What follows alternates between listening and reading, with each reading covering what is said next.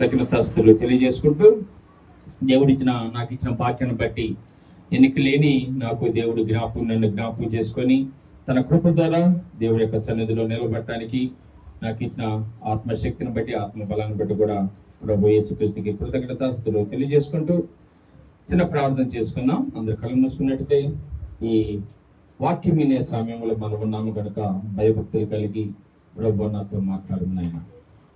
ప్రభు నీ యొక్క వాక్యము ఉంటే మేము జీవించి ఉంటామనైనా. నీ మాటల ద్వారా మేము బ్రతుకుతామనిసేయ ప్రభు. నీ దాసుల ద్వారా పలికే మాటలు మేము విని ప్రభు మా హృదయాన్ని ప్రభు మా కుటుంబాన్ని కట్టుకొని ప్రభు నీ వాక్యం ప్రకారం జీవించి ప్రభు ఇదిగనైనా పరిశుద్ధులుగా ప్రభు ఎదగటానికి సహాయం దయచేయమని ఇదిగనైనా నీ దాసుడు వాక్యం చెప్తారుగా ప్రభు వెనుకల సేవలు గ్రహించే హృదయము ప్రభు ఎక్కడున్న ప్రతి ఒక్కరికి నేను ఆకును కూడా దయచేయమని వేడుకుంటున్నా తండ్రి. నన్ను విచ్చులో మరొక దర్శనమని మా ప్రియమైన యేసుక్రీస్తునామములో ప్రార్థన అడిగి వేడుకొచ్చున్నాం తండ్రి. ఆమేన్, ఆమేన్. చాలా మంచిది ప్రియ దేవుని బిడ్డలారా. ఈరోజు అంశం ఏంటంటే జాగ్రత్త లేని మనిషి. ఏ మనిషి అమ్మా? జాగ్రత్త లేని మనిషి. చాలా చోట్ల మీరు ప్రయాణం చేసినప్పుడు అక్కడక్కడ చిన్న చిన్న బోర్డులు పెడతారు బస్ స్టాండ్ లో. ఇక్కడ జేబు దొంగలు ఉన్నారు జాగ్రత్త అని పెడతారు కదా. అదేవిధంగా రోడ్డు త్రోయినప్పుడు ఆ గుంటకు ముందు ఇక్కడ రోడ్డు రిపేర్ చేయబడుతుంది, జాగ్రత్తగా ఉండి ప్రయాణం చేయండి అని చెప్తా ఉంటారు. ఆ విధంగా జాగ్రత్త అనేది చాలా ప్రాముఖ్యమైనది మన జీవితంలో. ఏదైనా కానీ జాగ్రత్తగా లేకపోతే అది మన జీవితాలకి ప్రమాదంగా ఉంటుంది. మన జీవితాలకి ప్రమాదంగా ఉంటుంది కదా. బండి త్రాగి డ్రైవింగ్ చేయకూడదు అని ఉంటుంది మాకు ఆర్సీ రూల్స్ లో ఉంటుంది అన్నమాట. అయితే తాగి డ్రైవింగ్ చేస్తే ఏమైంది? నేను తాగుతాను నాకేం కాదనుకుంటే ఏమైంది? యాక్సిడెంట్ అయ్యింది. చాలా మంది యాక్సిడెంట్లో ఎందుకు అవుతున్నాయి కదా. అదే విధంగా మనిషి జీవితంలో కూడా త్రాగుడు అనేది కట్ల పాము లాంటిదంట. మనిషి జీవితంలో కూడా జ్ఞానేశ్వర సొలొమన్ అంటాడు, త్రాగుడు కట్ల పాము లాంటిది. అంటే కట్ల పాము ఎప్పుడైనా కాటేసింది. పాము ఊరుకుంటుందా? పాలిచి పెంచిన వానే కాటేసిద్ది అంట పాము. అలాగే త్రాగుడు కూడా అలాంటిదే. దాని యందు మద్యపానములే ఉండక మీరు మత్తులే ఉండక జాగ్రత్తగా ఉండమంటాడు దేవుడు. కనుక మనము నీ తాగితే ఏమైంది అంటే ఏమైంది? ఎప్పుడైనా నీ ఆరోగ్యం పాడే, నువ్వే నీ లంచ్లు పాడవుతాయి, నీ యొక్క లివర్ పాడైపోయింది, కనుక నీ రక్తము పాడైపోయింది. ఆ విధంగా నువ్వు ఆరోగ్య పాలవుతావు, మరణిస్తావు అని దేవుడు చెబుతున్నా నేను లెక్క చేయకుండా తాగుతానంటే నీ ఇష్టం. అది ఇంకా దేవుడు చెప్పే మాటలు మంచి మాటలు.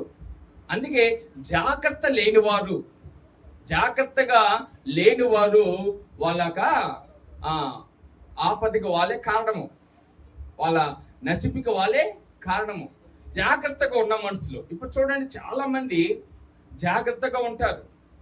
జాగ్రత్తగా ఉండి వాళ్ళు కుటుంబాన్ని వాళ్ళు ఏం చేసుకుంటారంటే బాగా అభివృద్ధి చేసుకుంటూ ఉంటారు. కష్టపడిన ప్రతి పైసా వేస్ట్ కాకుండా వాళ్ళ కుటుంబానికి, వాళ్ళ బిడ్డలకి, వాళ్ళకి సంబంధించిన ప్రతి అవసరం తీసుకోవటానికి జాగ్రత్తగా ఖర్చు పెట్టుకుంటారు. ఈ రోజు వచ్చిన ఈ రోజే ఖర్చు పెట్టుకుంటే రేపు దినాన ఏం సంపాదించిందో మనకు తెలియదు, రేపు దినాన ఎలా ఉంటుందో మనకు తెలియదు. కనుక దీపం ఉన్నప్పుడు ఏం చేయాలంట? ఇల్లు చక్కగా పెట్టుకోవాలి. కనుక మనం ఆరోగ్యం ఉన్నప్పుడు, మనము దేవుడు శక్తిని ఇచ్చినప్పుడు, బలం ఇచ్చినప్పుడు జాగ్రత్తగా ఉండాలి. కొంతమంది ఇది అంటారు, అమ్మో జాగ్రత్తగా ఉండమన్నారు పాస్టర్ గారు, బాగా డబ్బు సంపాదించుకోమన్నాడు, నేను దేవుని మంది నేను ఎక్కువ డబ్బు సంపాదించుకుంటా అంటే అది కుదరదు. మళ్ళీ దేవుడి సమయము దేవుడికి ఇస్తూ నువ్వు జాగ్రత్తగా ఉండాలి, కష్టపడు. అది దేవుడు మిగతా 6 రోజులు దేవుడు మనకి ఇచ్చాడు. ఎన్ని రోజులు ఇచ్చాడమ్మా? 6 దినాలు మనకి ఇచ్చాడు కదా. ఎప్పటి నుంచి? సోమవారం నుండి శనివారం వరకు దేవుడు మనకి ఇచ్చాడు. సోమవారం నుండి శనివారం వరకు దేవుడు మనకి కాపాడితేనే పని చేసుకుంటున్నాం, దేవుడు మనకి ఆరోగ్యం ఇస్తేనే పని చేసుకుంటున్నాం, దేవుడు మన కంటి రెప్పవలే కాపాడుకుంటాను వాగ్దానం చేసిన దేవుడు నమ్మదగిన దేవుడు కనుక ఆయన కంటి రెప్పవలే కాపాడుకొని బలమైన రక్షణ భద్రపరుచుకొని ఏ రోగం రాకుండా, ఏ కష్టం లేకుండా, ఏ శోధన లేకుండా దేవుడు 6 రోజులు కాచి కాపాడినందుకు కృతజ్ఞతగా ఈరోజు దేవుని సన్నిధిలోకి రావాలి కదా. వెహికల్ నడిపే వాళ్ళు పెట్రోల్ ఉంటే నడుపుతారు, పెట్రోల్ లేకపోతే ఏమైంది? బండి ఆగిపోయింది. మన విశ్వాస జీవితంలో ఈరోజు మనం కుటుంబ పరంగాను విశ్వాస పరంగాను మనము పెట్రోల్ నింపుకునే రోజు, వాక్యము వినే రోజు, దేవుని యొక్క మాటను వినే రోజు ఈ రోజు కనుక ఒక్కరోజే దేవుడు తీసుకున్నాడు. ఆదివారం ఒక్కరోజే. ఈ దినము మీరైనను మీ పనివారైన, మన పనివారు లేలే, మీరైనను మీ దాసురైనను దాసరాలైనను ఇంట్లో ఏ పని చేయకూడదు, కేవలం మీరు ఆరాధించుకోవాలి. అలాగా మీరుంటే మీరు ఆశీర్వదించబడతారు, దీవించబడతారు. ఇది మర్చిపోయి మనము ఆదివారం కూడా దేవుడి యొక్క ఆరాధన రోజు కూడా మనం వాడుకోవాలని చూస్తూ ఉంటాం. అది తప్పని దేవుడి యొక్క వాక్యంలో కనుక జాగ్రత్తగా ఉన్నవాళ్ళు, జాగ్రత్త లేని వారికి వాళ్ళ జీవితంలో చాలా కష్టాలు వస్తూ ఉంటాయి. జాగ్రత్త లేని వారికి చాలా మంది డబ్బే ప్రాముఖ్యం అనుకుంటారు. డబ్బు ప్రాముఖ్యమని కాదన్నాం, కానీ డబ్బుతో పాటు ఇటు ఆత్మీయ జీవితంలో కూడా జాగ్రత్తగా ఉండాలి. అర్థమవుతుందమ్మా? ఆత్మీయ జీవితంలో కూడా జాగ్రత్తగా ఉండాలి. ఇప్పుడు మనము సంపాదించుకోవద్దని ఎవరు చెప్పరు, కష్టపడాలి. యేసయ్య చెప్పాడు, చీమలు చూసి మీరు నేర్చుకున్నది, సోమరిపోతులుగా ఉండకూడదు అంటాడు దేవుడు. సోమరిపోతులుగా ఉండకూడదు కనుక మనం కష్టపడాలి. కానీ 6 రోజులు కష్టపడండి, 7వ రోజు దేవుడికి ఇవ్వండి. దేవునికి స్తోత్రం, హల్లెలూయా. దేవుని దినం దేవుడికి ఇవ్వండి. ఇంకా మీ కుటుంబంలో ఎంత గొప్ప మేలు దేవుడు అనుగ్రహిస్తాడు, ఎంత గొప్ప దీవులు దేవుడు అనుగ్రహిస్తాడు.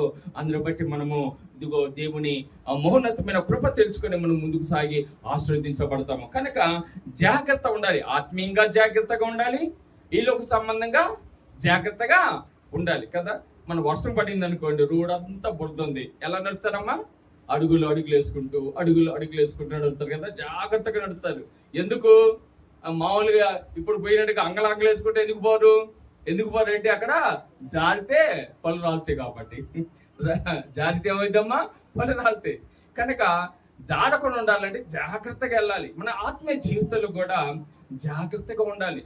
దేవుని ఏ విధంగా ఆరాధించుకోవాలి, దేవుని ఏ విధంగా మనము ఆయన అనుగ్రహం పొందుకోవాలి.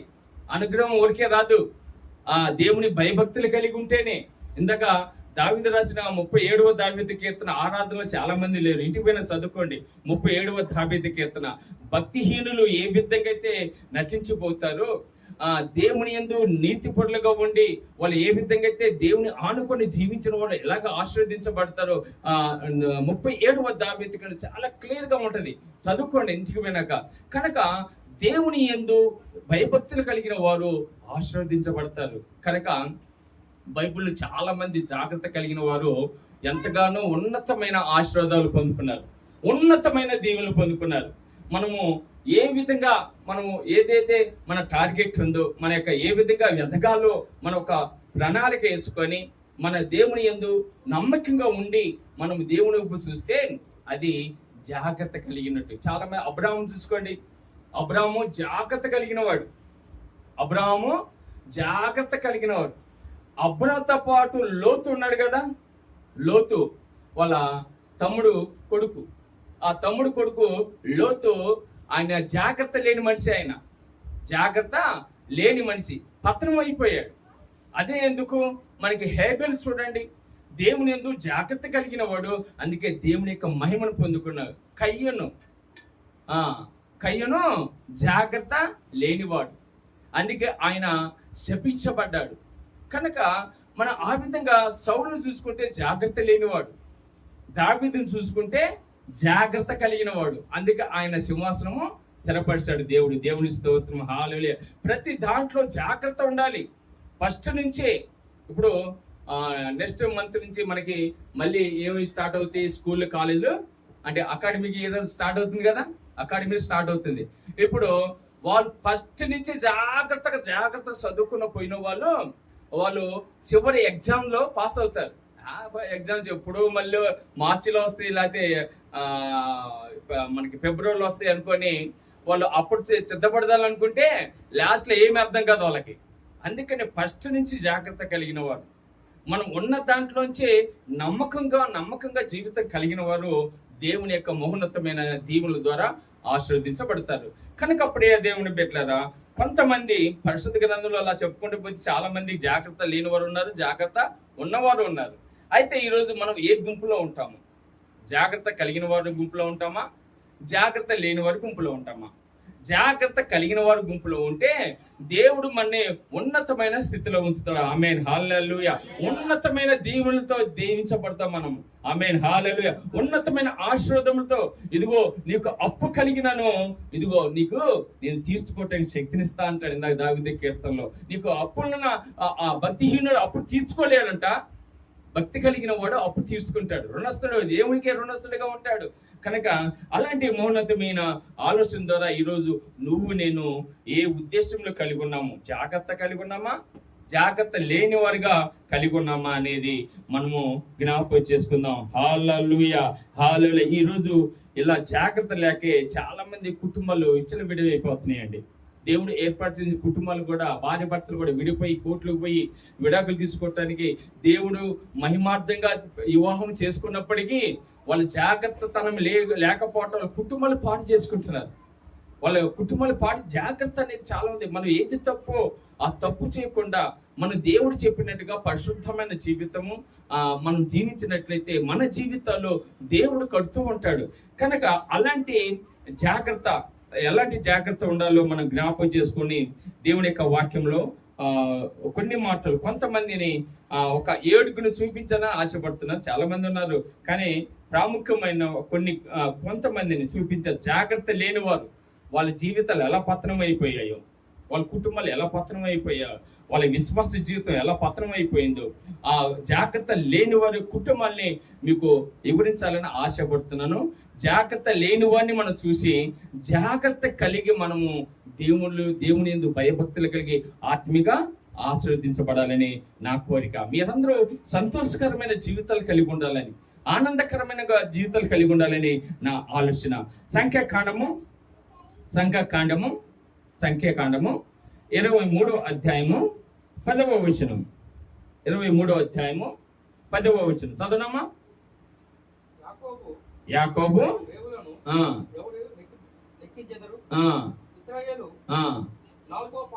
నాలుగో పాలును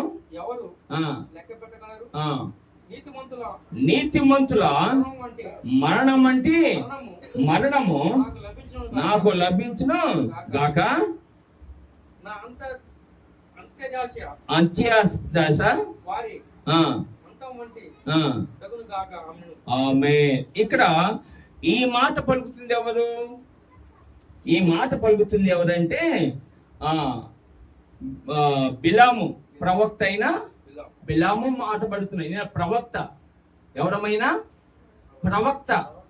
ప్రవక్త ఏం చేయాలి? ప్రవక్త శుభవచనములు పలకాలి, అంతే కదమ్మా.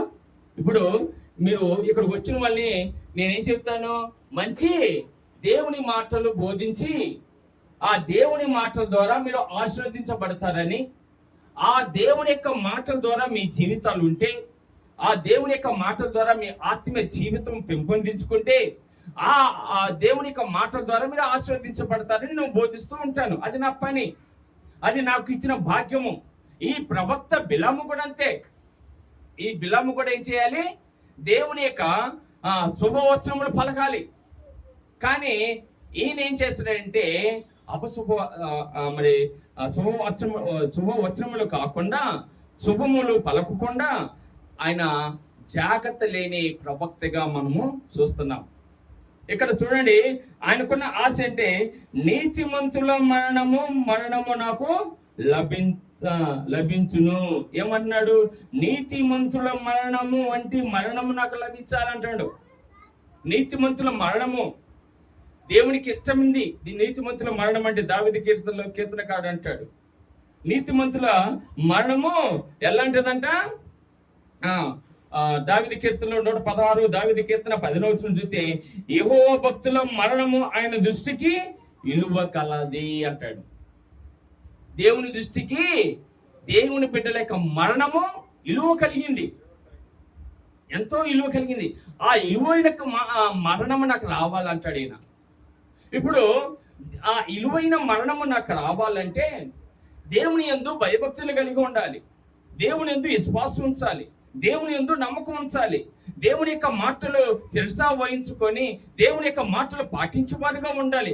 కానీ ఈ ప్రవక్త ఈ యొక్క శుభవచనములు పలుకటంలో ఈ యొక్క ప్రవక్త జాగ్రత్త లేని ప్రవక్తగా మనం జ్ఞాపకం చేసుకోవాలి. ఎందుకయ్యా అంటే ఇక్కడ మనం కొన్ని మాటలు జ్ఞాపకం చేసుకుంటే చూడండి, 22వ అధ్యాయంలో, అదే సంఖ్యాకాండం 22వ అధ్యాయంలో, తర్వాత ఇశ్రాయేలు సాగి ఎరుకోకు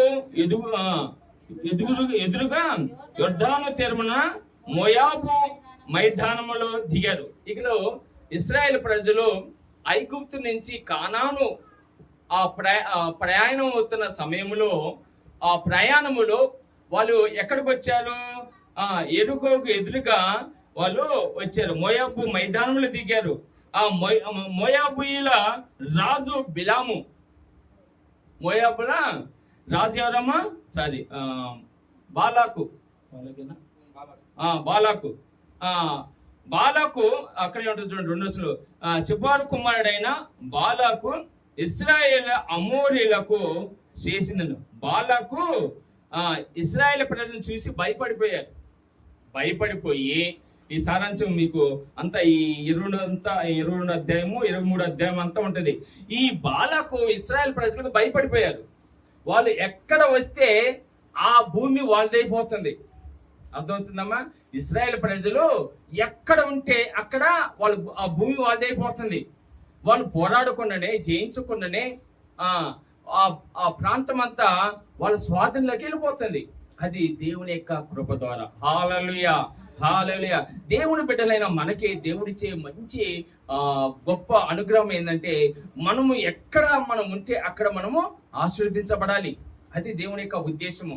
దేవుని యొక్క ఏర్పాటులో ఉన్న వారికి దేవుడు మనకి సమస్తమును సమకూర్చే దేవుడు. ఆ విధంగా ఇశ్రాయేల్ ప్రజలకు సమస్తం సమకూర్చిన సమయంలో ఇక్కడ ఇశ్రాయేల్ ప్రజలు మోయాబు మైదానంకి వచ్చినప్పుడు మోయాబులైన రాజు బాలాకు ఏం చేశాడంటే భయపడిపోయాడు. అయ్యో, నా దేశాన్ని స్వాధీనపరుచుకుంటారు ఇశ్రాయేల్ ప్రజలు, ఎలాగా అని వాళ్ళు భయపడిపోయి ఈ యొక్క బాలాకు ఏం చేశాడంటే ప్రవక్త అయిన బిలాము దగ్గరికి వెళ్ళి మనుషులను పంపించాడు. ఇదిగో ఇశ్రాయేల్ ప్రజలు ఇదిగో ఈ మోయాబు మైదానంలో దిగారు, వీళ్ళు నా దేశాన్ని స్వాధీనపరుచుకుంటారేమో, ఆక్రమించుకుంటారేమో, నాకు భయంగా ఉంది. అయ్యా, నువ్వు ప్రవక్తవి. నువ్వెవరు? ప్రవక్తవి. ప్రవక్త అంటే ఏంటి? దేవుడితో మాట్లాడేవాడు ప్రవక్త అంటే. ఏది కావాలో దేవుని ద్వారా పొందుకునేవాడు ప్రవక్త.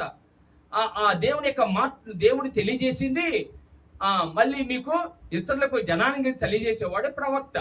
ఇప్పుడు నేను ఇక్కడ ఈ మాటలు పలుకుతున్నానంటే ఈ యొక్క వాక్యము నేను ఒక్క రోజంతా దేవుని ఎత్తుట నా హృదయ శుద్ధితో మోకరించి దేవుని యొక్క సన్నిధిలో కనిపెట్టుకొని దేవుడితో మాట్లాడి మీకు ఈ మాటలో దేవుడు చెప్పిన ఈ మాటలు నేను మీకు వివరిస్తున్నాను అంతే. అంతేగాని ఇక్కడికిక్కడే నేను వచ్చి వివరించలేను. ఒక రోజంతా నేను కనిపెట్టుకొని ఉండాలి. ఒక రోజంతా కాదు, ఒకసారి 2 రోజులు కనిపెట్టుకొని ఉండాలి ప్రభు చెప్పిన మాటలు మీకు వివరించడానికి. ఆ విధంగా బాలాకు బిలాంని ప్రవక్త అయిన బిలాం దగ్గరికి పోయి మనుషులను పంపించి, ఇదిగో నీకు ధనం ఇస్తాను, నీకు డబ్బు ఇస్తాను, నువ్వేం చేయాలంటే నువ్వు అవునంటే నీ మాట అవునైద్ది, కాదంటే నీ మాట కాదది. అంటే నీ మాట నువ్వు ఏది దీవులు పలికితే దీవులు అవుతాయి, శాపములు పలికితే నీ మాటను శాపములు కలుగుతాయి వాళ్ళకి అనే ఆ నమ్మకంతో బాలాకు బిలాము దగ్గరికి వెళ్ళి ఏమని అడిగారంటే, ఇశ్రాయేల్ ప్రజలను శపించు. ఎవరిని శపించు? ఇశ్రాయేల్ ప్రజల్ని శపించు. వాళ్ళు శాపం పొందుకొని వాళ్ళంతా పతనమైపోతారు అని ఆలోచన చేశాడు ఈ యొక్క బాలాకు.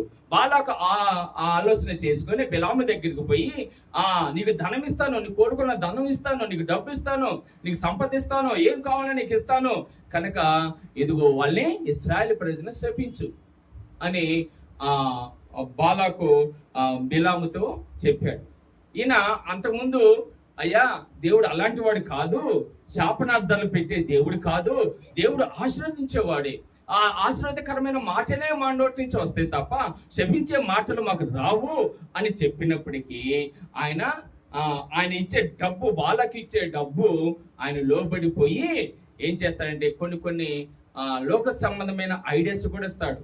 ఏమనంటే ఇశ్రాయేల్ ప్రజలు, ఇశ్రాయేల్ పురుషులు ఉన్నారే, వాళ్ళు బాగా శక్తి కలిగిన వారు. ఎందుకంటే దేవుడు శక్తి కలిగిన దేవుడు కనుక వాళ్ళు శక్తి కలిగి ఉంటారు. వాళ్ళ శక్తిహీనత పోవాలంటే మీరు ఏం చేయాలంటే ఒక్కొక్కరికి ఒక స్త్రీని పంపించండి.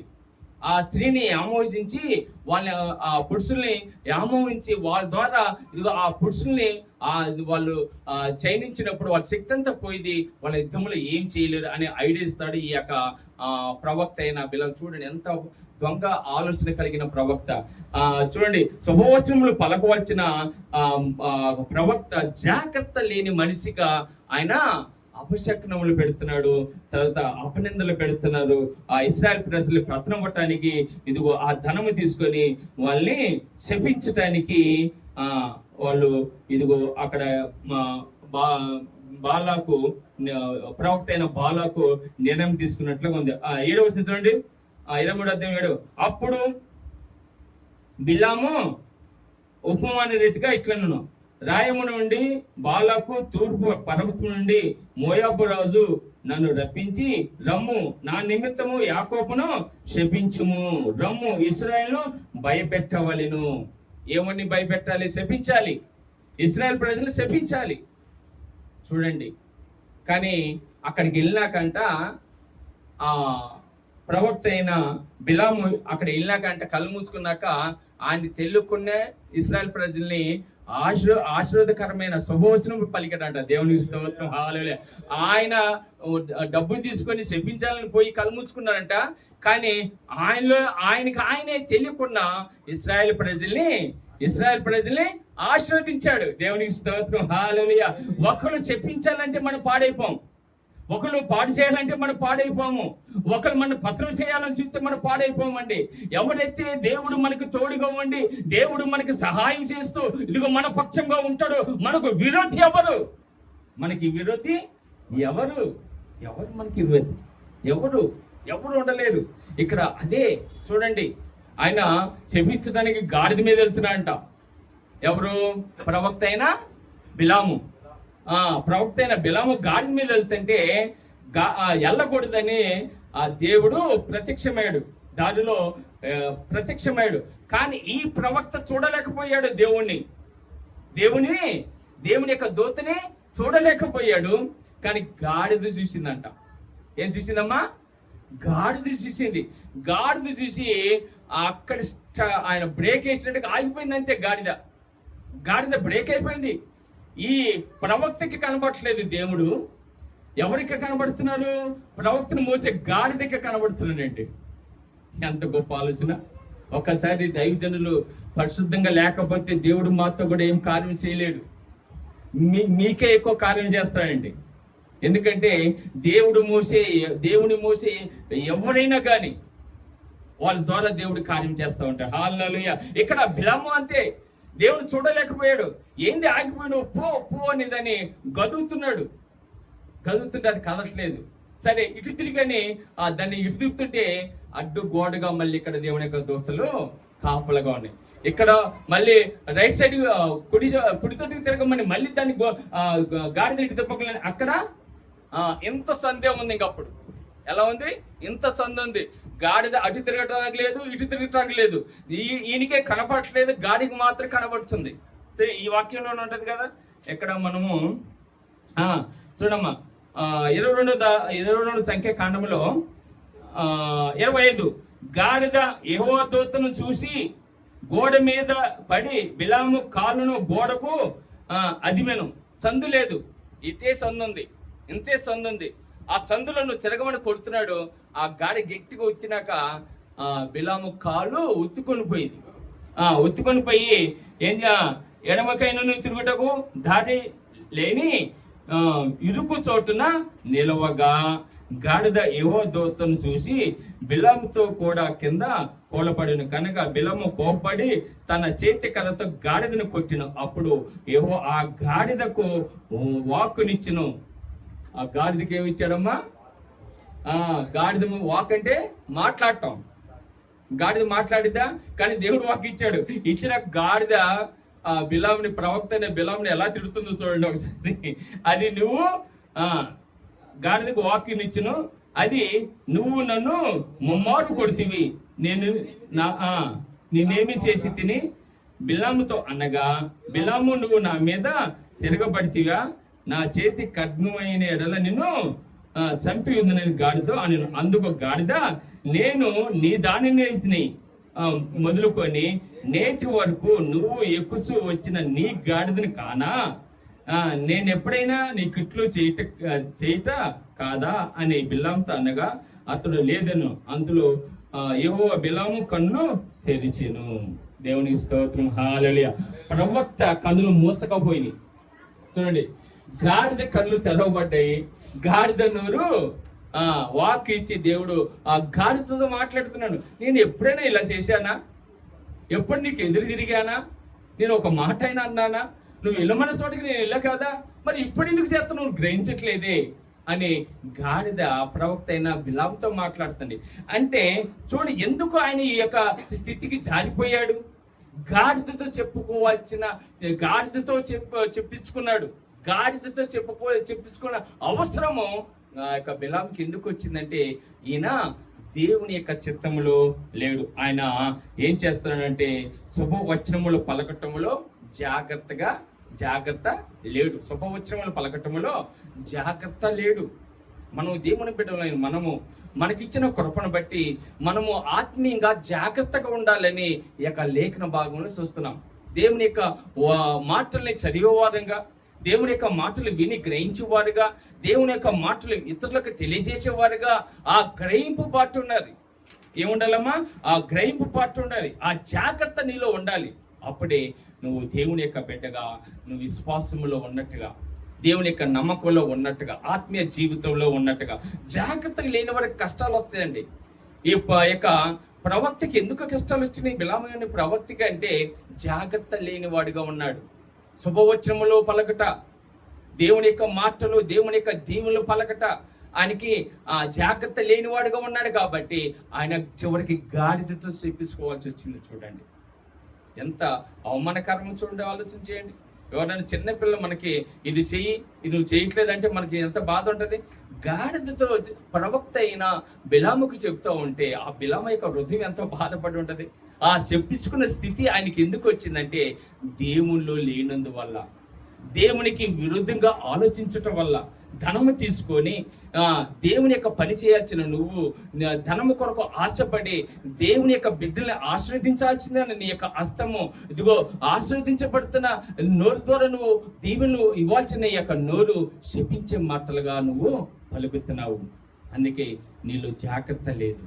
ఆ బిలాము శుభవచనములు పలకటంలో జాగ్రత్తగా లేదు. ఇక్కడ ఏమంటాడు? మనం చదువుకున్న వాక్యం భాగంలో 23వ అధ్యాయంలో మనం చదువుకున్న వాక్యం భాగంలో ఏమంటాడు?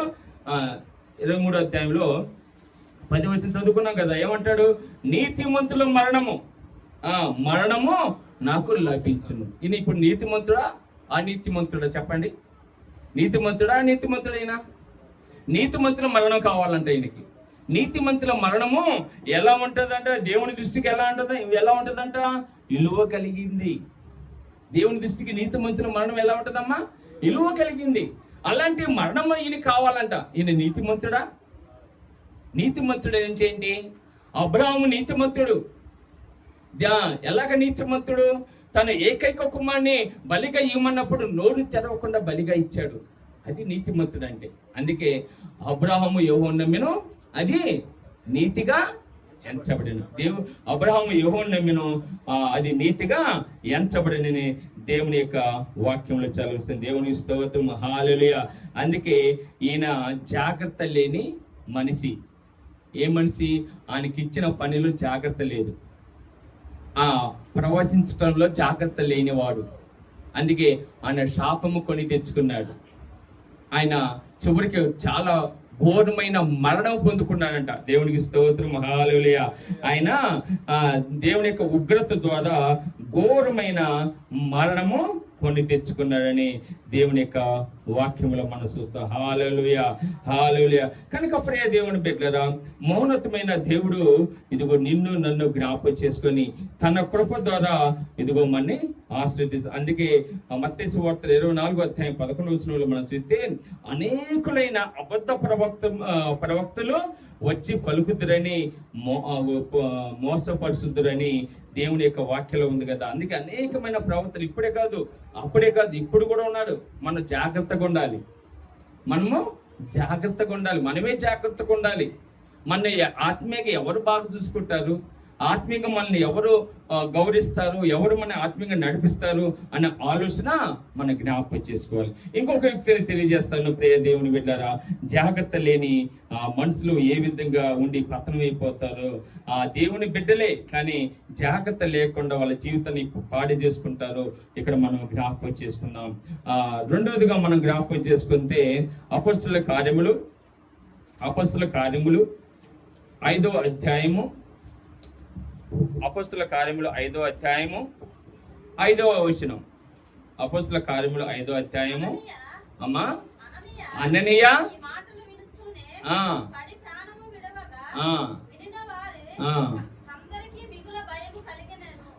దేవునికి స్తోత్రం, హల్లెలూయా. అననీయ, ఇక్కడ అననీయ తప్పు ఒప్పుకొనుటలో అననీయ జాగ్రత్త లేనివాడు. తప్పుని ఒప్పుకోవటంలో జాగ్రత్త లేనివాడు అననీయ. చాలా మంది తప్పులు చేస్తాం. మనం మనిషి రీతే తప్పులు చేస్తాం. తప్పు చేయని మానవుడు ఎవరు లేరు. ప్రతి ఒక్కరు తప్పు చేస్తాను. ఎక్కడక్కడ పడిపోతూనే ఉంటాం, జారిపోతూనే ఉంటాం. కంటి ద్వారా తప్పు చేస్తానే ఉంటాము, మాట ద్వారా తప్పు చేస్తానే ఉంటాం. తప్పు లేని మనిషి ఎవడు లేడు. నీతిమంతుడు లేడు, ఒక్కను లేడు. ఎక్కడ చోట మనం పడిపోతూనే ఉంటాం. మనము మంచివారమని కాదు, దేవుడు ఉచితమైన కృప ద్వారా దేవుని బిడ్డలుగా మనం మారాం. దేవుని స్తోత్రం, హల్లెలూయా. అయితే ఆ తప్పుని దిద్దుకోవాలి మనం. అది అననీయ జీవితంలో తప్పును ఒప్పుకోవాల. తప్పు చేశాడు, దేవుని ఎదుట ఒప్పుకోలేదు. ఒప్పుకోకుండా ఉండటం వల్ల ఆయన ఏమంటే తన ప్రాణాన్ని కోల్పోయాడు. అననీయ తన ప్రాణాన్ని కోల్పోయాడు. అననీయ ఈ మాటలు వినుచునే పడి ప్రాణము విడవగా వినిన వారి అందరికీ మిగుల భయము కలిగింది. దేవుని స్తోత్రం, హల్లెలూయా. అననీయ చూడండి, తప్పును వచ్చి అక్కడ దేవుని బిడ్డలకి, దేవుని యొక్క సేవకుల దగ్గరికి వచ్చి తప్పును ఒప్పుకుంటే, ఆయన చేసిన తప్పు ఏంటంటే ఆ తొలి సంఘం రోజుల్లో ఆ అపొస్తలులు, పేతురు, యోహాను ఆ సంఘాలను నిర్మిస్తున్న రోజుల్లో ఆ సంఘం అంతా కలిసి ఒకే ప్రేమతో ఉండాలి. సంఘం అంతా కలిసి ఒకే ఆలోచన ఉండాలి. సంఘం అంతా కలిసి ఏక మనసుతో ఉండాలి.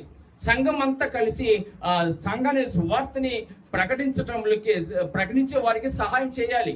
సంఘం ప్రకటించేవారు ఎవరై అంటే దేవుని సేవకులు, దేవుని ఏర్పాటు చేసిన పాస్టర్లు, దేవుని యొక్క సేవని విస్తరింపజేయటానికి వాళ్ళే ముందుకు సాగుతూ ఉంటారు. వాళ్ళకి సహకరించాలి మీరందరూ అనే ఒక నియమం పెట్టుకున్నారు. మీకున్న కలిగింది ఏదైతే ఉందో అన్ని దేవుడి దగ్గరికి తీసుకొచ్చి ఇవ్వండి అంటే, ఈ అన్నయ్య యొక్క భార్య సఫరి ఏం చేశారంటే, అయ్యా మాకు పొలం ఉంది, 1 ఎకరం పొలం ఉంది, 2 ఎకరాల పొలం ఉంది, వాటిని అమ్ముకొని తీసుకొచ్చి మీకు ఇస్తామన్నారు.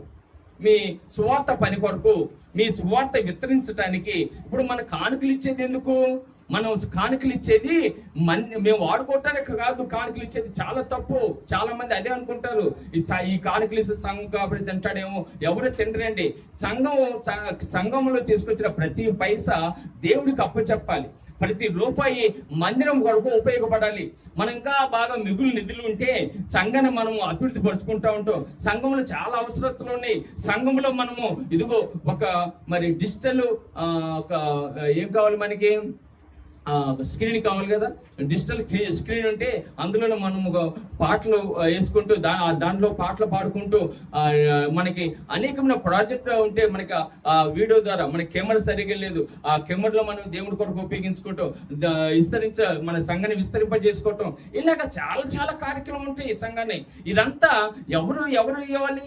ఎవరు ఇలా ఇవ్వాలంటే మనమే సమకూర్చుకోవాలి. ఆ విధంగా పేతురు యోహాను వాళ్ళందరూ ఏం చేస్తారంటే సంఘ నిర్మాణ పనుల కొరకు వాళ్ళు ఎంతగానో ఇదిగో నియమించుకోవాలని ఆశపడుతూ ముందుకు సాగుతూ ఉంటారు. అందుకే ఇక్కడ మనం చూస్తే 4వ అధ్యాయము అపొస్తలుల కార్యం 4వ అధ్యాయము 32వ వచనం చూస్తే, విశ్వసించిన వారందరూ ఏకహృదయము ఏకాత్మ్య గలవారే ఉండ్రి, ఎవడను తన కలిగిన వాటిలో ఏది తనదని అనుకోలేదు. ఏమనుకోలేదమ్మా? మనకు కలిగింది మనది కాదు అనుకోని దేవుడికి ఇచ్చారంట వాళ్ళందరూ. అయితే ఇది కాక అపొస్తలులు బహుబలముగా ప్రభువైన యేసుక్రీస్తు పునరుద్ధానం గురించి సాక్ష్యం ఇచ్చిరి. దైవ కృప అందరి యందు అధికముగా ఉండెను. భూములైనను ఇండ్లైనను ఆకలికి వారందరికీ వాటిని అమ్మిన వాటిని వేల తెచ్చి అపొస్తలుల పాదముల వద్ద పెట్టారు. అమ్మి వాళ్ళకున్నది కలిగి అపొస్తలులైన పాదముల వద్ద పెట్టారు. ఈ అన్నయ్య కూడా ఏం చేశారంటే, నేను కూడా నాకు పొలం ఉంది, నేను అమ్ముతాను, తీసుకొస్తానని చెప్పేసి ఆయన ఏం చేశాడు, ఒట్టి చేతులతో వచ్చి నేను పొలం అమ్మలేదు, నాకేమి రాలేదు అని అబద్ధం ఆడాడు. చూడండి ఎంత ఘోరమైన పని. చూడండి పైన వచనం, మనం చదువుకున్న పైన వచనంలో, అప్పుడు పేతురు 3వ వచనం 5వ అధ్యాయం 3వ వచనం, అననీయ నీ భూమిలో వెళ్ళ కొంత దాచుకొని పరిశుద్ధాత్మ మోసపరచుటకు సాతాను ఎందుకు నీ హృదయమును ప్రేరేపించను? కొంత దాచుకున్నాడంట, మొత్తం ఇవ్వకుండా, దేవుడిచ్చింది ఇవ్వకుండా కొంత దాచుకొని ఏం తీసుకొచ్చాడు? అపొస్తలుల పాదముల ఎద్దుకు తీసుకొచ్చాడు. వాళ్ళకి తెలుసు, దేవుని సేవకులకి తెలుసు, ఎవరు ఎలాంటి వారో తెలుసు, కానీ మేము అందరినీ ప్రేమించాలి. ఇక్కడ తీసుకొచ్చినందుకు ఆయన భయంకరమైన మరణము కొని తెచ్చుకున్నాడు. అంటే మనం ఇక్కడ జ్ఞాపకం చేసుకోవాల్సింది ఏంటంటే, ప్రియ దేవుని బిడ్డలారా, ఇక్కడ మనము దేవుని యొక్క సన్నిధిలో తప్పుని ఒప్పుకోవాలి. సంఘస్థుల్లో మనం ఏదైతే సంఘం ద్వారా సంఘానికి మనము అపకారం చేస్తున్నామో, దేవుని పట్ల ఏది అపకారం చేస్తున్నామో అది మనము ఏం చేయాలమ్మా? తప్పుని ఒప్పుకోవాలి. అబద్ధం లాంటి దేవునికి ఇష్టం ఉండదు. ఒకసారి లేవి కాండము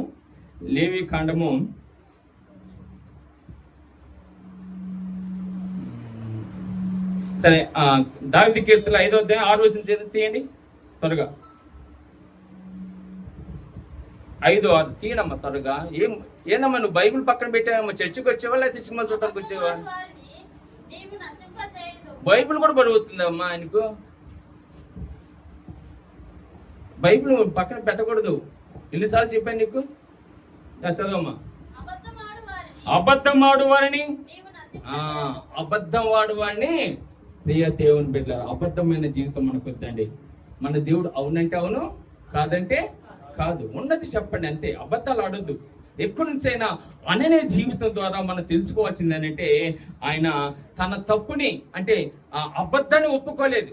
నాకు ఇంతే వచ్చింది, సగం దాచి పెట్టుకున్నాడు, అమ్మిన దాంట్లో మొత్తం ఇస్తాను చెప్పుకున్న అన్నయ్య తీసుకొచ్చి సగమే ఇచ్చాడు. అందుకే ఆ అబద్ధము మనం మాట్లాడకూడదు. దేవుని స్తోత్రం, హల్లెలూయా. అందుకే 51 దావీదు కీర్తనలో 5వ వచనంలో 6వ వచనంలో అంటాడు, నువ్వు అంతరంగములో సత్యమును కోరుతున్నావు. హల్లెలూయా. సత్యాన్ని కోరుతున్నారమ్మా మన దేవుడు. మన దేవుడు ఏం కోరుతున్నాడు? సత్యాన్ని కోరుతున్నాడు. సత్యము తెలుసుకొని సత్యమును కోరుకునే దేవుడు నీకు సత్యము తెలియజేస్తున్నాడు. ఆ సత్యంలో నువ్వు ఆత్మీయ జీవితాన్ని కట్టుకుంటూ నువ్వు ఉండు. నేను ఎంతగా దేవుడు ఆశీర్వదిస్తాడు. అబ్రహామును ఆశీర్వదించాడు దేవుడు, నన్ను ఆశీర్వదించయ్యా అని ప్రార్థన చేద్దాం. ఇస్సాకును ఆశీర్వదించిన దేవుడు నన్ను ఆశీర్వదించయ్యా అని చెప్తా ప్రార్థన చేద్దాం. యాకోబును ఆశీర్వదించి దీవించిన దేవుడు నన్ను ఆశీర్వదించయ్యా అని ప్రార్థన చేస్తా ఉంటాం. కానీ వాళ్ళు యథార్థంగా జీవించారే, నేను జీవించాలని ఏ రోజైనా ప్రార్థన చేస్తామా? వాళ్ళు యథార్థంగా జీవించారు, దేవుడి కొరకు సమర్పించుకొని జీవించారు. మనకున్న ఈ జీవితంలోనే మనము ఇష్టం మన ఇష్టమే. నేనే రాజు, నేనే కింగ్, అంతే. నేను పోతే దేవుడి దగ్గరికి, ఉంటే ఇంట్లో ఉంటాను అంతే. నీ ఇష్టం కాదండి. మనం మన సొత్తు కాదు. దేవుడు రక్తం ద్వారా కడుక్కొని ఏర్పాటు చేసుకుని మనం దేవుడి సొత్తుమి. దేవుడి కొరకు ఈరోజు సాక్షిగాను దేవుడి మందిరంలో ఉండాలి. కానీ అమ్మ ఎందుకమ్మా రాలేదు, అయ్యా ఎందుకయ్యా రాలేదంటే ఎన్ని పనులు చెప్తే ఎన్ని కారణాలు చెప్తారో కదా. కారణాలు అడిగాడు దేవుడు. దేవుడి సన్నిధిలో నువ్వు ఏ పనైనా ఉండి పక్కన పెట్టేసి దేవుని మందిరంలో ఉండు. కానీ అబద్ధాలు చెప్తారు చాలా మంది, మందిరం రాలేని కారణాలు ఎత్తుకుంటూ ఉంటారు. కనుక ఇక్కడ అననీయ ఆయన అబద్ధం ఆడాడు. దేవుడు అంతరంగమునే సత్యమును కోరుకునే దేవుడు అండి. దేవునికి స్తోత్రం, హల్లెలూయా. 3వ జ్ఞాపకం చేసుకుంటే ఇప్పుడే దేవుని బిడ్డలారా, అదే అపొస్తలుల కార్యములో 8వ అధ్యాయము, అపొస్తలుల కార్యములో 8వ అధ్యాయము 19వ వచనం. అమ్మా వారి ఎదుట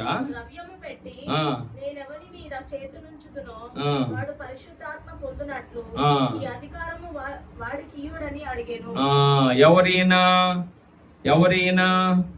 ఈయన ఎవరమ్మా? గాడి షిమోన్. గాడి చేసుకునేవాడు.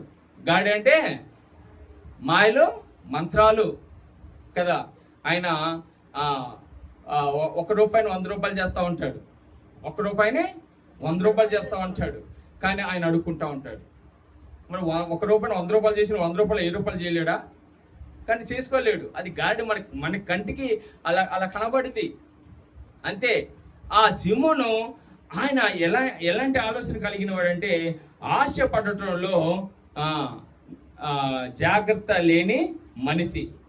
ఆశ పడటంలో ఈ గాడి సిమోను ఆశపడటంలో తప్పండి పాస్టర్ గారండి మీరు అడగొచ్చు. తప్పు కాదు ఆశపడటంలో తప్పు కాదు.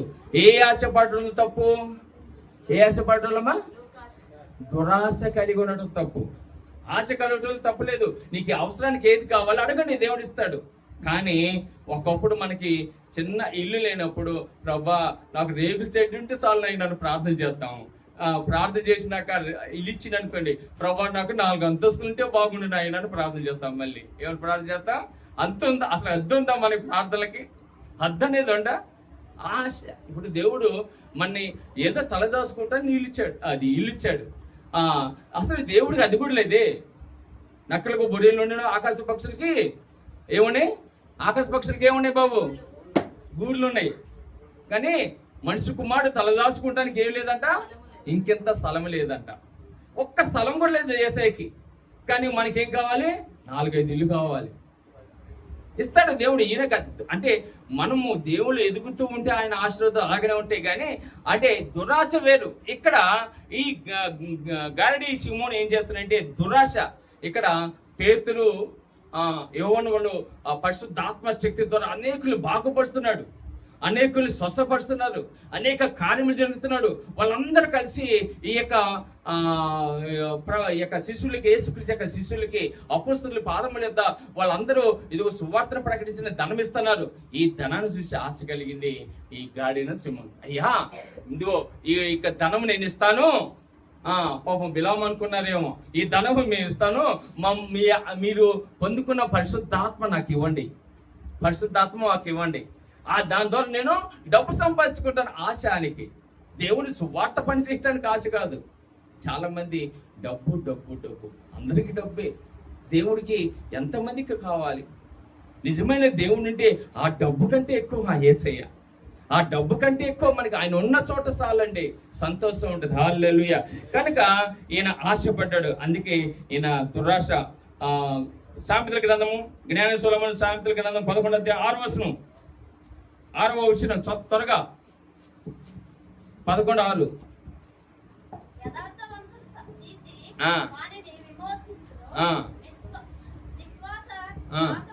విశ్వాసఘాతకులు తమ దురాశ వల్లనే విశ్వాసఘాతకులు. వాళ్ళు కూడా విశ్వాసానికి ఏం చేస్తారు అంటే వాళ్ళ అవసరానికి విశ్వాసాన్ని తాకట్టు పెట్టారు, యేసయ్యని తాకట్టు పెట్టారు, అమ్ముకునేవారు. ఒక రకంగా యేసయ్యని అమ్ముకున్నారు. ఈయన ఎందుకు అడుగుతున్నారంటే డబ్బు సంపాదించుకోవటానికి. అంతే, ఆయన దేవుని పని చేయటానికి కాదు. పాపం ఈ యొక్క పేతురు బిలాము అనుకున్నాడేమో, ఈయన డబ్బు ఆశపడి పరిశుద్ధాత్మ అభిషేకం చేస్తారేమో అనుకున్నారేమో, కానీ అలా అందుకే ఈయన ఆశ పట్టడంలో జాగ్రత్త లేని మనిషి ఈ గాడిజము. ఇంకా 4వదిగా జ్ఞాపకం ఇప్పటికి ఎన్ని జ్ఞాపకం చేసుకున్నానమ్మా? ఎన్ని జ్ఞాపకం చేసుకున్నాను చెప్పండి? ఎవరికి గుర్తుండదు? ఎంటారా లేదా? ఉన్నారా ఇక్కడ ఉన్నారా? ఏం జ్ఞాపకం చేసుకుని ఇప్పటిదాకా? ఎవరు చెప్పలేరు అంతే.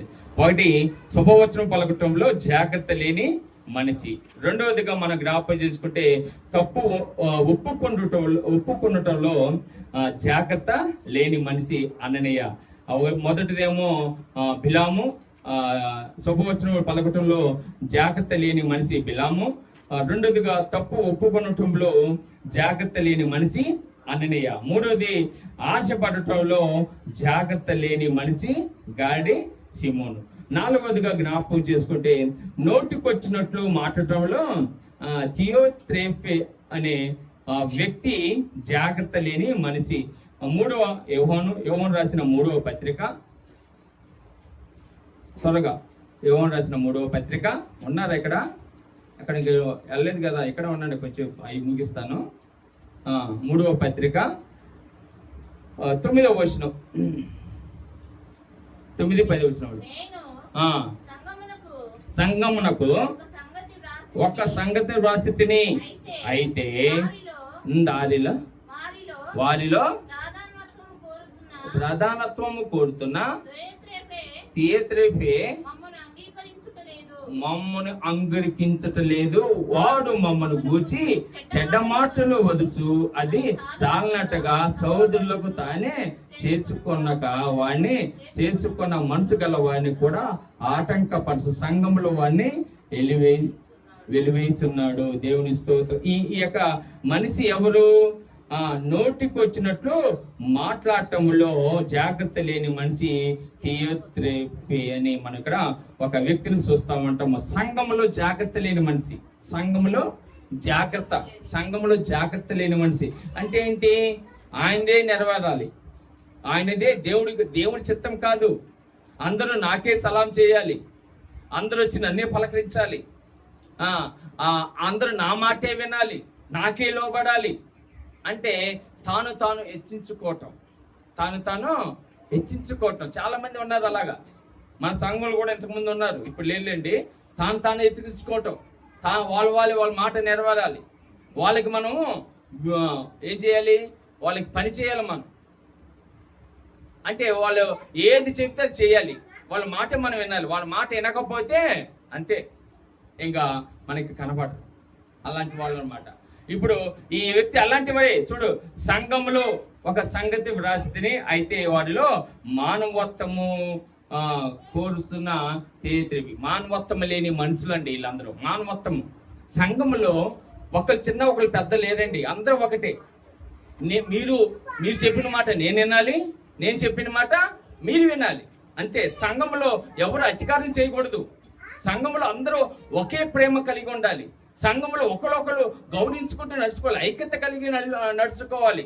133వ దావీదు కీర్తనలో సౌతులు ఐక్యత కలిగి నివసించడం ఎంతో మేలు, ఎంతో మనోహరము అని నోటికొచ్చినట్లుగా మనము ఉండకూడదు అని దేవుని యొక్క వాక్యం. ఇక్కడ మనం చూస్తే గర్వం.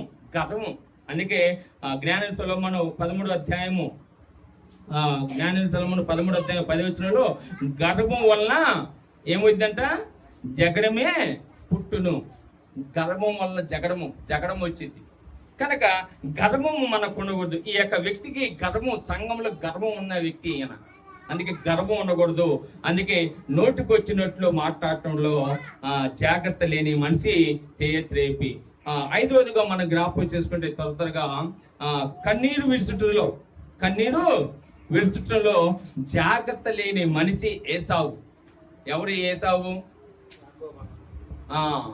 యాకోబు అన్న, ఇసాకు పెద్ద కుమారుడు, అంతేనా? చెప్పండి అయ్యా. పెద్ద కుమారుడు అంటే జ్యేష్ఠపుత్రుడు, పెద్ద కుమారుడు. ఈయన కన్నీరు విడుచుటలో జాగ్రత్త లేని మనిషి. కన్నీరు విడుచుటలో చూడండి, బాధ. ఆయన అసలు జ్యేష్ఠత్వం అంటే ఏంది? ఆ కుటుంబంలో మొట్టమొదటి దీవెన పొందుకున్నవాడు. కానీ ఈ యొక్క కుమారుడు ఏసావు ఏం చేశాడు? తిండి కోసము తన దేశస్థుని అమ్మేసిన వాడు, తన తమ్ముడికి అమ్మేసిన వాడు. తన తమ్ముడు ఎవరు? యాకోబు, అమ్మేసిన వాడు. చూడండి, ఈయన తండ్రి యొక్క ఆశీర్వాదాలు పొందుకోవడానికి ఏసావు లేటుగా వచ్చాడు. ఈ లోపు ఏం చేశాడు? తన తమ్ముడు తండ్రి దగ్గర నుంచి ఆశీర్వాదాలు పొందుకున్నాడు. తర్వాత వచ్చి తండ్రి నన్ను ఆశీర్వదించిన ఆయన అంటే, అది ఇంతకు ముందే కదా నిన్ను ఆశీర్వదించినంటే ఆయనకి తండ్రికి కళ్ళు కనబడటం. పాపం యాకోబు తన అన్న యొక్క రూపం దాల్చి, అంటే ఆయన శరీరం కూడా కొంచెం డిఫరెంట్ గా ఉంటది, వ్యత్యాసం ఉంటది, రుమాలతో ఉంటది. వాళ్ళ తల్లి రిప్కా ఏం చేసేది? ఒక వస్త్రం ధరించుకొని, ఇదిగో నీ తండ్రి చూసినప్పుడు ఇదిగో ఈ యొక్క రోమాలు తగిలినప్పుడు ఏసావు అనుకుని నేను ఆశీర్వదిస్తాడు, నువ్వు వెళ్ళని పంపించింది. ఆ ఆశీర్వాదాల్లో దొంగిలించుకొని యాకోబు వస్తాడు. తర్వాత ఏసావు వెళ్తాడు, అన్న వెళ్తాడు, తండ్రి నీకు ఇష్టమైన ఆహారం తీసుకొచ్చాను, నువ్వు తిని భుజించి నన్ను ఆశీర్వదిస్తా అంటే, అరే ఇప్పుడే తిన్నారా, ఇప్పుడే ఆశీర్వదించరా, నేను పెట్టకుండా నువ్వు ఎట్లా తిన్నావు, నాకు ఆశీర్వాదం లేకుండా ఎవరికి ఇచ్చావు నువ్వు ఆశీర్వాదంలో అని ఆయన కన్నీరు మొన్నీరు వేడుతాడండి. కన్నీరు దేవుడిచ్చిన ఆశీర్వాదములు పోగొట్టుకున్నప్పుడు ఇంకా మనం ఎంత హీనంగా ఉంటామో ఒకసారి ఆలోచించండి. దేవుడిచ్చిన ఆశీర్వాదములు మనం పొందుకోవటానికి మనకున్న అడ్డంకులన్నిటిని గ్రహించాలి, జాగ్రత్త కలిగి ఉండాలి. ఈ వ్యక్తి జాగ్రత్త లేడు, ఆశీర్వాదములు పోగొట్టుకున్నాడు జాగ్రత్తగా లేక. కనుక ఈరోజు మనము జాగ్రత్త కలిగి ఆశీర్వాదం పొందుకోవాలి. ఆరోదుగా స్నేహంలో తేమ అని ఉంటుంది. తిమోతి రాసిన 2వ పత్రిక త్వరగా అయిపోయి వచ్చింది. తిమోతి 2వ పత్రిక 4వ అధ్యాయం 10వ వచనం. 4వ అధ్యాయం 10వ వచనం. తిమోతి రాసిన 2వ పత్రిక 4వ అధ్యాయం 10వ వచనం చదవనమ్మా. తేమా ఇహలోకము స్నేహించి నన్ను విడిచి తెస్సలోనికీకి వెళ్ళిను, కేసి గలతీయులకును తీతు అని వెళ్ళిరి. అంటే లోక స్నేహము కొరకు సంఘాన్ని విడిచిపెట్టిన వ్యక్తి అంటే ఆయన ఒక రకంగా దేవుని విడిచిపెట్టిన వ్యక్తి. లోక స్నేహం కొరకు, లోకంలో బాగుంది, లోకంలో సంతోషం ఉంది, అది ఏ మార్గము? లోక మార్గం ఏ మార్గమా? విశాలమైన మార్గము. ఎంత తినుము త్రాగము సుఖించము, అక్కడ అన్ని హ్యాపీ, ఎవరు వద్దంటారు. ఇక్కడ సంఘానికి వెళ్తే, చర్చికి వెళ్తే పాస్టర్ గారు ఇటు చెయ్యొద్దు అంటాడు, అట చెయ్యొద్దు అంటాడు, అబద్ధాలు ఆడొద్దు అంటాడు, మళ్ళీ గర్వంతో ఉండకూడదు అంటాడు. ఇది ఎక్కడొచ్చిన తిప్పరా బాబు, అందరూ అనవసరంగా దేవుడి దగ్గరికి పోకుండా ఉంటే బాగుంటుంది కదా అనిపిస్తారు చాలా మంది. కానీ అందులో సంతోషం అండి. అందులో అబద్ధాలు ఆడుకుని ఉంటే ఒక అబద్ధం ఆడండి, ఒక అబద్ధం కప్పిపుచ్చుకోవటానికి ఎన్ని అబద్ధాలు ఆడతారమ్మా? ఎన్ని అబద్ధాలు? చాలా అబద్ధాలు. ఒక అబద్ధాన్ని కప్పించుకోవటానికి చాలా అసలు అబద్ధం ఆడకాకండి, ఏ టెన్షన్ ఉండదు, ఏ టెన్షన్ ఉండదు, అంతే కదా. కనుక ఇక్కడ చూడండి, లోక స్నేహము స్నేహించి ఆయన లోకమే బాగుంది అనుకుంటాడు. అదే మొదటి ఏమంటు పత్రికలో 2వ అధ్యాయం, మొదటి ఏమన్నా పత్రికలో 2వ అధ్యాయం 15 చదవండి. 2వ అధ్యాయము. ఈ లోకమునైనను దేవుని ఇస్తాలమ్మా, లోకమునైనను లోకములో ఉన్న వాటినైనా ప్రేమించకూడదండి. మనం దేవుడు ఇచ్చే మనకి ధన్యకరమైన జీవితములు మనం పొందుకోవడానికి దేవుడు ఇస్తాడు. కానీ దేవుడు ఇచ్చే మనం పొందుకోండి. లోకముల కొరకు పరుగులాడు కాకండి. లోకము ఇదిగో బాగుంది, వాళ్ళు ఎలా బాగున్నారు, వాళ్ళు లిప్టిక్ ఇదిగో పూసుకుంటే మనం లిప్టిక్ పూసుకుందాం, మనం వాళ్ళు మేకప్లు అయితే మనం మేకప్ వేద్దాం, వాళ్ళు జుట్టులు పెంచుకుంటే మనం జుట్టులు పెంచుకుందాం, వాళ్ళు ప్యాంటులు జిప్పుకుంటే మనం ప్యాంటులు జిప్పుకుందాం. ఎంత బాగుంది లోకం. పాస్టర్ గారు పోతే అసలు ఇవన్నీ చేయొద్దు అంటాడు దేవుడి దగ్గరికి పోతే. ఎలాగా లోకం బాగానే ఉంటుంది, కానీ అది నరకంలోకి పంపి తప్పుడు గుర్తుకొచ్చేది వాళ్ళందరికీ. అయ్యో యేసయ్య మాట నేను వినలేదే అని. కనుక లోకంలో ఉన్నవైనను మనము స్నేహించకూడదని దేవుడి యొక్క వాక్యం చదివిస్తుంది. దేవునికి స్తోత్రం, హల్లెలూయా. కనుక లోకాన్ని ప్రేమించొద్దు, యేసయ్యని ప్రేమించండి. అందుకే ఈయన లోకంతో స్నేహం చేశాడు, సంఘంలో నిలవలేకపోయాడు, దేవుని ఎదుట నిలవలేకపోయాడు. కనుక ఆయన స్నేహము, లోక స్నేహము మంచిది కాదని దేవుడి యొక్క వాక్యం. 7వదిగా మనం జ్ఞాపకం చేసుకుంటే, బుద్ధిహీనతలు పునాది లేని నిర్మాణకుడు. బుద్ధి హీనత అంటే బుద్ధి ఉంటుంది తక్కువ ఉన్నవాళ్ళు కదా, తక్కువ ఉన్నవాళ్ళు. ఇప్పుడు మనం ఏ పని చేసినా పనికొచ్చే పని చేస్తాం, పనికిరాని పని చేస్తాం చెప్పండి? పనికొచ్చే పని చేస్తాం. ఇప్పుడు ఇక్కడ మత్తయి సువార్తలో మనం 7వ అధ్యాయంలో 26వ వచనంలో జ్ఞాపకం చేసుకుంటే అక్కడ 2 గృహాలు ఉంటాయి. ఒకటి అక్కడ బండ మీద కట్టిన గృహం ఉంటుంది, రెండోదిగా ఇసుకలో నిర్మించిన గృహం ఉంటుంది. బండ మీద కట్టిన గృహము బుద్ధి కలిగిన వాడు నిర్మించుకునే గృహము. అదే విధంగా ఇసుకలో కట్టబడిన గృహము ఎవరు నిర్మించాడంటమ్మా? ఎవరు నిర్మించాడు? బుద్ధిహీనుడు నిర్మించిన గృహము. 7వ అధ్యాయం 26వ వచనం. కాబట్టి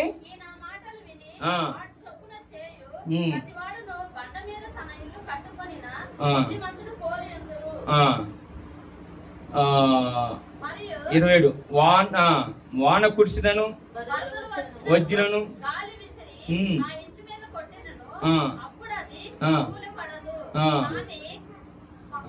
కోలుబడేను, దాన్ని పాటు గొప్పదని చెప్పాను. ఇక్కడ ఇసుకలో పడిన వాన వచ్చింది, వానకు కొట్టుకోపోయింది, గాలి వచ్చింది, గాలికి కొట్టుకోపోయింది. అంటే ఇక్కడ విశ్వాస జీవితము, ఈ విశ్వాస జీవితం అనే పునాది ఎలా ఉంది? నీదు బండ మీద కట్టిన గృహం వల్లే ఉందా? నువ్వు కదించబడవు.